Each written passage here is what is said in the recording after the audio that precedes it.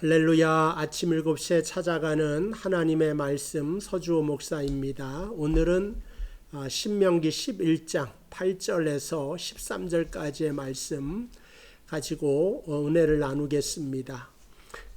본문에서 제일 많이 나오는 단어가 땅이라고 하는 단어입니다. 거의 절마다 한 번씩 나온다. 그래서 오늘 8절에도 너희가 건너가 차지할 땅에 들어가서 9절에도 흐르는 땅에서 너희의 날이 장구하리라.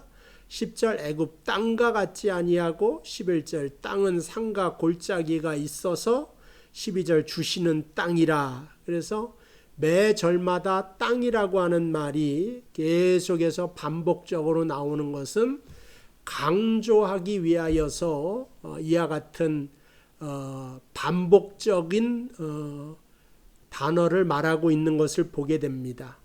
여기서 이제 히브리 말로 에레츠 땅이에요. 근데 에레츠 하 그러면은 그 땅이라고 하는 뜻입니다.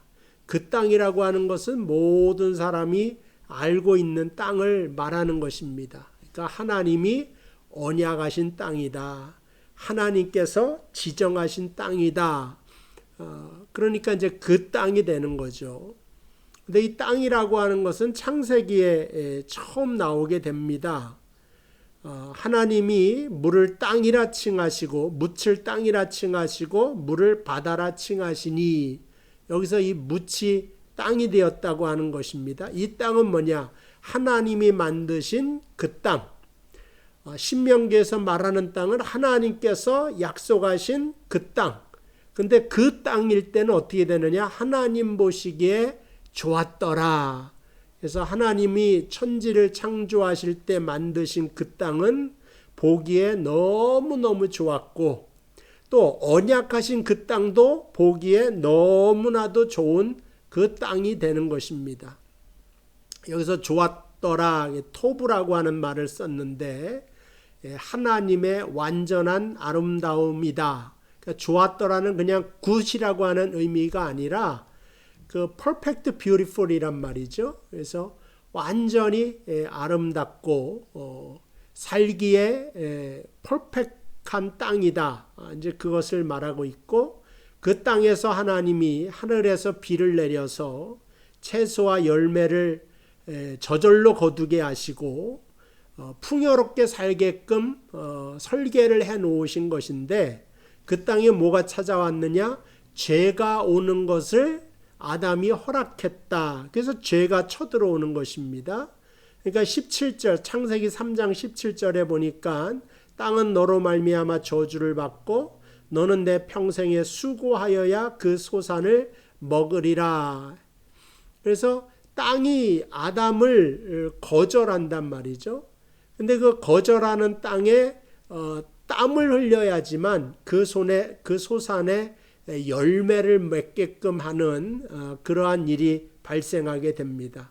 땅이 저주받아서 첫 번째 엉겅퀴를 내고 내가 수고하여야 얼굴에 땀을 흘려야 먹을 것을 먹으리라 하면서 하나님께서 그 땅에 대한 그 땅이 저주를 받고 난 다음에 어떻게 변했는가에 대한 설명을 해 주시는 것입니다. 그런데 오늘 본문의 말씀을 보면 신명기 11장 8절부터 12절은 그 땅의 회복을 말하는 것입니다. 그러니까는 하나님이 창조하신 땅은 보시기에 너무 좋은 땅이고 그 다음에 가나안 땅은 젖과 꿀이 흐르는 땅, 언약한 땅이기 때문에 그 땅도 축복된 땅이 되는 것입니다. 그래서 아담의 시대에 그 타락했던 부패했던 그 저주받은 땅이 새롭게 언약으로 인하여서 회복이 되고 너희가 그 땅에 거하게 될 것이다. 이걸 언약하고 있죠. 그러기 위해서는 어떻게 해야 되느냐? 성경에서는 그 땅에 가서 너희 조상들에게 맹세하여 그들과 그들의 후손에게 주리라 하신 땅, 곧 젖과 꿀이 흐르는 땅에서 너희의 날이 장구하리라 했는데 이 땅에서 어떻게 살아가야 되느냐 하는 거죠. 그건 바로 언약의 땅에서는 언약의 원리와 법칙을 가지고 살아가야 된다 하는 것입니다. 그래서 그러니까는 그 법칙이 뭐냐? 13절 보면 내가 오늘날 내 행복을 위하여 내게 명하는 여호와의 명령과 규례를 지킬 것이 아니냐. 그래서 여기서도 언약이 된 말씀 안에서 살아가야 되는 것을 말해주고, 그럴 때 무슨 일이 벌어지냐면 10절에 보니까는 거기서는 너희가 파종한 후에 10절 내가 들어가 차지하려 하는 땅은 내가 나온 애굽 땅과 같지 아니하니 거기에서는, 그러니까 애굽 땅에서는 너희가 파종한 후에 발로 물대기를 채소밭에 뗀과 같이 하였거니와, 이거는 애굽의 그 나일강 줄기를 보시면 그 관계수로가 잘 돼 있고 그 삼각지가 돼 있어서 그 땅이 하여간 수천 킬로를 흘러서 오다 보니까 맨 마지막 종착역에는 흘러 좋은 흙들이 그 퇴적물처럼 모여 있단 말이죠. 그게 바로 나일강 삼각주입니다.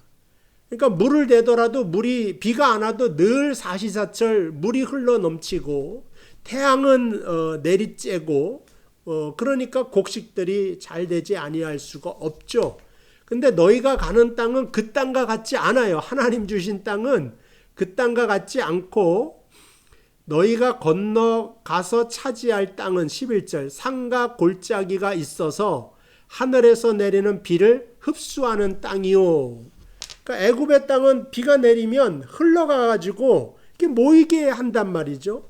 근데 가나안 땅은 산과 골짜기가 있어서 비가 내려도 금방 사라져 버린다 이거죠. 땅이 다 흡수해 버린다. 그러니까 골짜기가 흡수해서 금방 이제 없어지는 땅이다 그런 겁니다. 그러니까 어떻게 되겠느냐? 애굽에서의 그 물이라고 하는 것은 늘 사시사철 흘러 넘치는 것이지만 가나안 땅에서의 그 원리는 뭐냐면 하나님이 비를 주셔야지만 곡식이 되는 땅입니다.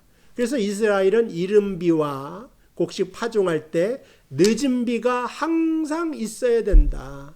그러니까 우기가 있고 중간에 건기가 있고 우기가 있고, 하나님이 그렇게 비를 내리셔야지만 그 땅에서 풍성한 열매를 맺게 하신 것은, 가나안 땅에서도 도리가 뭡니까? 하나님을 바라보는 것이 회복된 땅에서 너희가 살아가는 원리가 된다고 하는 사실을 알려주고 있습니다. 때로는 신자의 삶이 왜 이렇게 고달프냐 말할 때가 있어요. 늘 풍성하면 좋지 않냐. 그건 뭐냐? 애굽의 나일강의 땅이라 이거죠. 그러나 하나님이 언약하신 가나안 땅은 이른 비와 늦은 비가 없으면 물이 없어요. 금방 농작물이 될 리가 없습니다. 그래서 늘 하나님을 바라보아야만 살아가는 땅이요, 하나님 안에서 하늘에서 복된 것을 받아서 살아갈 수밖에 없는 땅이 가나안 땅이요. 그래서 그 땅에서는 하나님의 그 말씀과 법도와 명령이 흐르게 될 때는 항상 비가 있고 이른 비가 있고 늦은 비가 있지만은, 그렇지 않을 때는 가뭄이 들어서 거의 사람들이 많은 주가 죽게 되는 그러한 일을 겪게 되는 것을 보게 됩니다. 우리도 오늘날 이 땅을 살아가고 있습니다.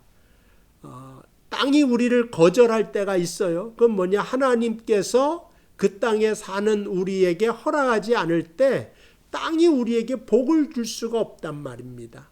그러니까 오늘 우리가 이 땅을 살아가면서 주의 깊게 생각해야 될 것이, 나는 하나님 앞에서 살아가는 존재요, 세상이 물어다 주는 양식으로 사는 것이 아니라 하나님의 늦은 비와 이른 비를 통하여서 열매 맺는 것을 가지고 사는 존재다.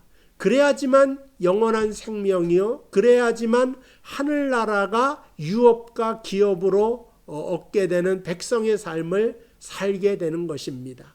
오늘 이스라엘 백성만 젖과 꿀이 흐르는 땅을 주신 것이 아니라 우리에게 언약한 땅이 있을 것입니다. 살아있을 때 주시는 땅이 있어요. 우리가 죽은 다음에 하늘나라에 가서 예비한 처소에서 살아가야 될 또 땅이 있습니다. 영원한 기업을 바라보면서 오늘도 하나님 의지하여 여러분 인생의 이른비한 늦은비로 커다란 축복된 삶을 살게 되기를 주님의 이름으로 축복을 드립니다. 기도하겠습니다. 하나님 감사합니다. 오늘도 우리가 땅을 밟고 살아가고 있습니다. 우리가 사는 이 땅에서 복을 받게 하시고 이 땅은 항상 이른비와 늦은비를 통하여 열매 맺게 하시며 하나님의 온전한 말씀이 언약처럼 우리의 마음속에 새겨져서 그 말씀대로 살아갈 수 있는 저희들 되도록 인도하여 주옵소서. 예수님의 이름으로 기도하옵나이다. 아멘. 감사합니다.